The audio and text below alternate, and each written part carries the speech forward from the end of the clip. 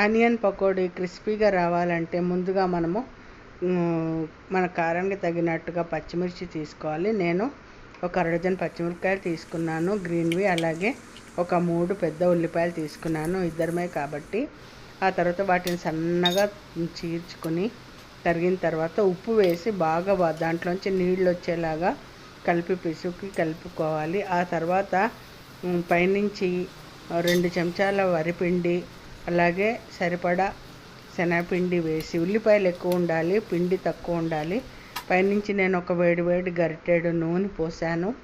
ఈ టిప్పు ఫాలో అవుతే కనుక క్రిస్పీగా 2 రోజులైనా పకోడీలు చాలా క్రిస్పీగా ఉంటాయి. కాబట్టి ఇది ఫాలో అవ్వండి. చక్కగా చేసేసుకొని గోల్డెన్ బ్రౌన్ కలర్లో నూనెలో వేసి వేయించుకొని తింటే క్రంచీ పకోడీ రెడీ. ఈ వీడియో నచ్చినట్టయితే లైక్ చేయండి, షేర్ చేయండి, సబ్స్క్రైబ్ చేయండి. లైక్ చేయడం మాత్రం మర్చిపోకండి.